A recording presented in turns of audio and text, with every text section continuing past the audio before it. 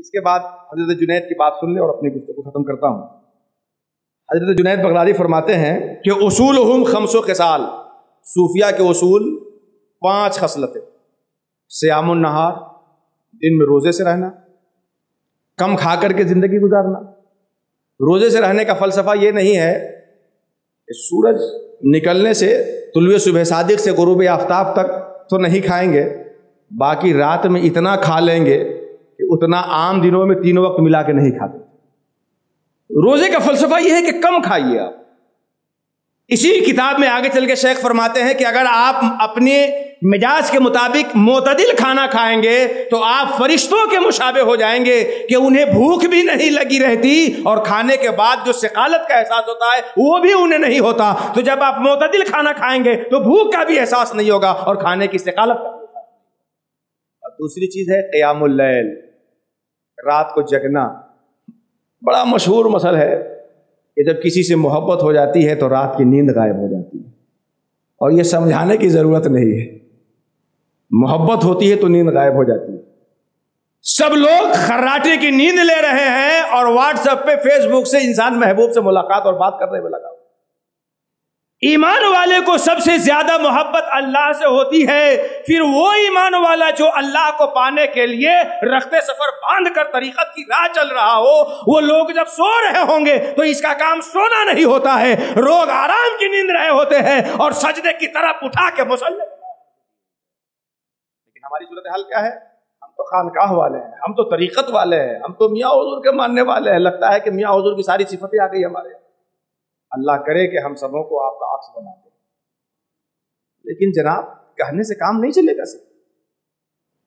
ہماری صورتحال تو یہ ہے کہ رات کو جگنا اور اللہ کے لیے تہجد اور نفل پڑھنا، کچھ مانگنا تو بہت دور کی بات ہے۔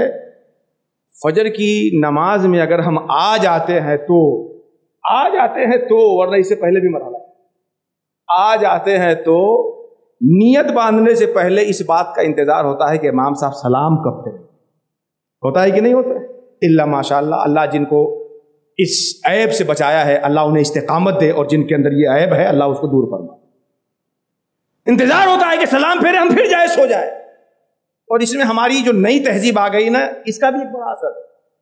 12 بجے رات کو تو ہماری شام ہو رہی ہے، اور 2 بجے رات کو ایسا ہو رہا ہے جیسے کہ عشاء پڑھ رہے ہیں۔ اب اس کے بعد قصہ کوئی نہیں کریں گے، اب سو جائیں۔ عشاء کے بعد سرکار نے غیر ضروری باتوں سے منع فرمایا کہ پہلے سو جاؤ اور رات کے آخر حصے میں پہلے اٹھ جاؤ، تو رات کو جگنا۔ تیسری چیز دیکھیے اس میں جو شیخ فرماتے ہیں وہ کیا ہے؟ شیخ فرماتے ہیں اخلاص العمل۔ جو کام آپ اللہ کے لیے کر رہے ہیں اس میں کسی کو مت ڈالیں، کسی کو مت ڈالیں۔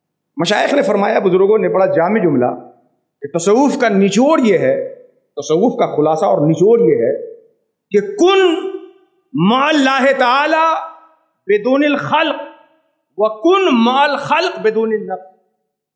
اللہ تبارک و تعالیٰ کے ساتھ تم ایسے ہو جاؤ کہ تمہارے اور رب کے بیچ کوئی مخلوق حائل نہ ہو، اور مخلوق کے ساتھ ایسے رہو کہ تمہارے اور اس کے بیچ تمہارا نفس ہو۔ جو کام آپ اللہ کے لیے کر رہے ہیں صرف اللہ کے لیے، اللہ کی خوشی کے لیے۔ چوتھی چیز دیکھیے جس کے اوپر میں نے یہ سسرال میں بتاشا لے جانے کی بات کہی تھی، اس چیز کو دیکھیے۔ شیخ فرماتے ہیں کہ چوتھی چیز ہے وَالْإِشْرَافُ عَلَى الْأَعْمَالِ بِطُولِ الرِّعَایَةِ۔ چوتھی خصلت کیا ہے صوفیہ کی؟ الاشراف علی الاعمال بطول الرعایا۔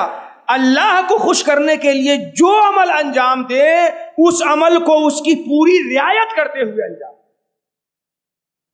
ایک واقعہ سناتا ہوں، ازہر کے ایک دکتور نے سنایا تھا، نام تو کن کا یہ واقعہ ہے میرے ذہن میں اس وقت نہیں، لیکن بڑا سبق آموز واقعہ۔ غالباً یحییٰ بن معین سے سوال پوچھا گیا تھا یا کس سے، یہ سمجھ لیجئے کہ ان میں ایک فقہی مزاج رکھنے والے تھے اور ایک صوفی مزاج رکھنے والے۔ دونوں لوگ بیٹھے تھے بات کر رہے تھے، ایک شخص آیا اور اس نے کہا کہ جی میں نماز پڑھ رہا تھا اور مجھ سے سہو ہو گیا، کسی واجب کو ترک کر دیا، مسئلہ بتائیے کیا کرنا چاہیے ہمیں۔ تو فقیہ صاحب نے کہا، صوفی صاحب کی طرف اشارہ کرتے ہوئے، چونکہ آپ محسوس کرتے ہیں فقیہ صاحب کے پاس جب ان کے کام کی چیز پوچھیے گا تو صوفی کی طرف بھیج کر کے یہ چاہیں گے کہ ذرا بتا دے تو جانے آپ کے اندر بھی ٹھیک ہے۔ ایسے واقعات ہم لوگوں کے ساتھ بھی کئی بار ہو چکے ہیں۔ صوفی صاحب کی طرف فقیہ صاحب نے کہا کہ صوفی صاحب سے پوچھیے، یہ تو بڑے اللہ کے نیک بندے، ان کو تو عبادت کے خوب رموز معلوم ہوں گے۔ صوفی صاحب نے کہا حضرت آپ کہاں مجھ کو اسے پھنسا رہے ہیں، کیا واجب ہے کیا واجب نہیں ہے, کیا چھوٹے گا تو کیا کرنا ہوگا, آپ لوگوں کا کام ہے, آپ بتائیے. صوفی صاحب کی اس کہنے پہ فقیر صاحب بتاتے ہیں کہ واجب چھوٹ جائے تو سجدے سہو کر لو, نماز ہو گئی تمہاری. اس کے بعد پھر اس سائل نے کہا صوفی صاحب یہ صحیح جواب دے رہے ہیں. صوفی صاحب نے کہا کہ ان کی اپنی سوچ ہے, میں تو یہ کہوں گا کہ اس رب کی بارگاہ میں کھڑے ہو جس نے تمہیں بنایا ہے, اس رب کی بارگاہ میں کھڑے ہو جس کے دیے ہوئے وجود اور سانس سے تمہاری زندگی مستمر اور چل رہی ہے, اور اس کی بارگاہ میں حاضر ہو کے کہاں چلے گئے تھے جو تم سے چوک ہو گئی. ارے توبہ کرو, رو کہ اس کی بارگاہ میں پہنچ کے بے اتنا ہی رب کے پاس حاضر ہے. کس کی یاد میں مست ہے جو اس کی یاد کو بھول گئے جناب. ہر ایک نے دیکھا ہے تجھے اپنی نظر سے. میں عرض یہ کر رہا تھا کہ صوفیہ کا دستور تو یہ ہے کہ وہ اعمال کو پوری رعایت کے ساتھ انجام دے.